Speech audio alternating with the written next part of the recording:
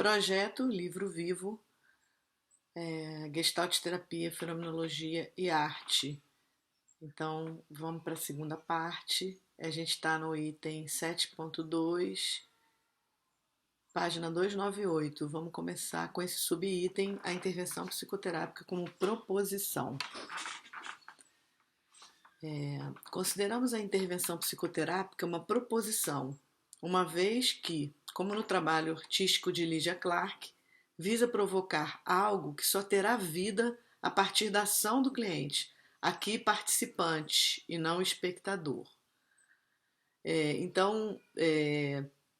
Aqui, né, eu me dei conta que eu comecei pelo último pedaço do livro e antes, ao longo do livro, a gente tinha já trabalhado bastante com algumas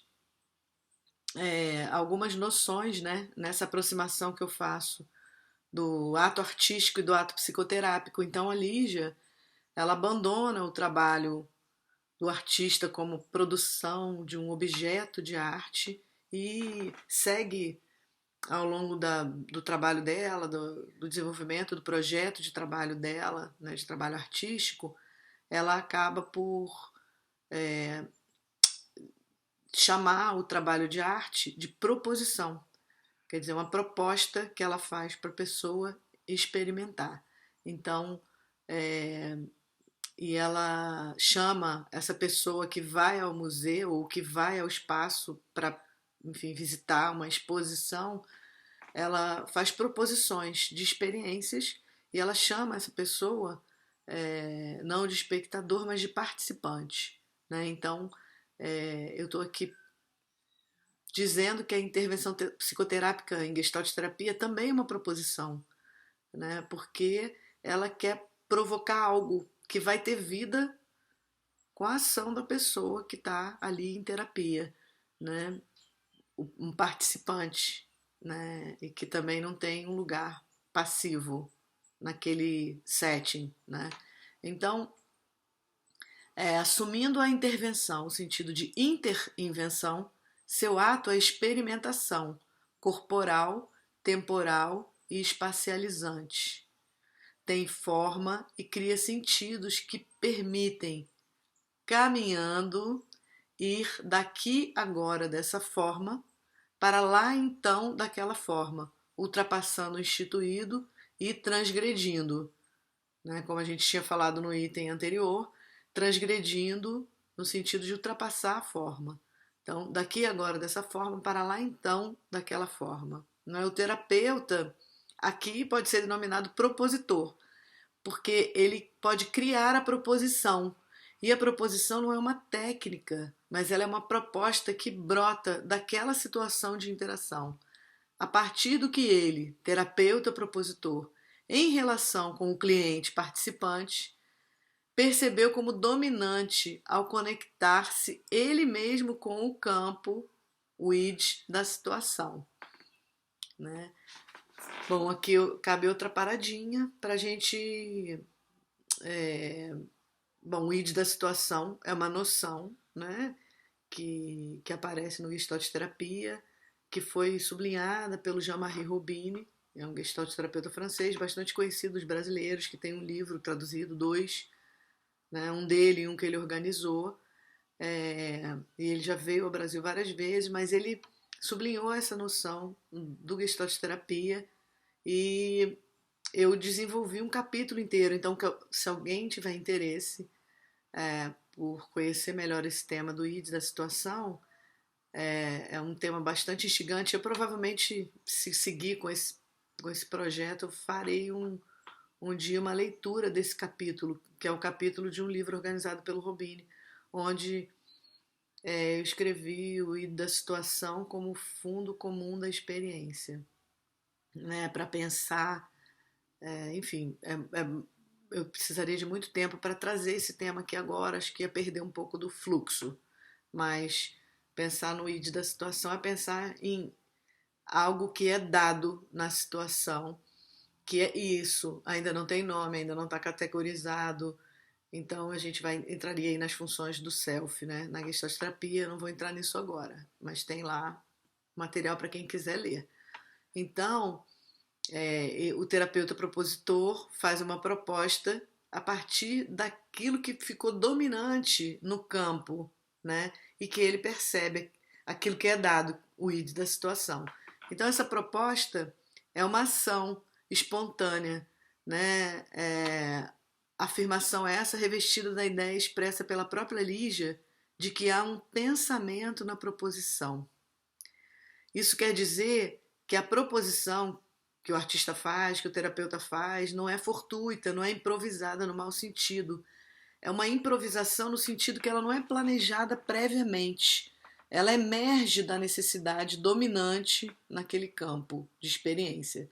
Então, essa proposição ela pode envolver um experimento clássico, né, de Gestalt terapia, pode uma pergunta simplesmente, né, um movimento corporal, o uso de um recurso artístico, desde que o propositor terapeuta conheça o recurso, o uso desse recurso, suas repercussões.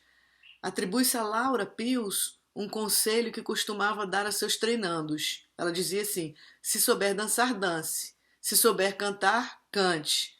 Mas não improvise. Né? Se souber pintar, pinte, mas não improvise. O Jorge Ponciano Ribeiro, que foi o orientador da tese de doutorado que deu origem a esse livro e com quem eu tive meu principal treinamento em Gestalt terapia, ele sempre incentivou o nosso poder criativo enquanto terapeutas e pessoas, e ele sempre lembrou uma frase muito emblemática do Zinker, que é Gestalt terapia permissão para criar. Então, o critério fundamental é que a proposição ela emerja da situação, que ela brote daquela situação de interação. Ela é uma proposta que não dita regras, não impõe condições, exige, ao contrário, invenção e improvisação. Então, a gente vai chegar num tema que eu falei no início, na apresentação do projeto, que considerava que eu queria dar um pouco de destaque para algumas coisas que eu chamei de preciosidade, né? Coisas que são preciosas para mim e que eu propus. Então, a gente chegou agora no item que se chama o desajustamento criador.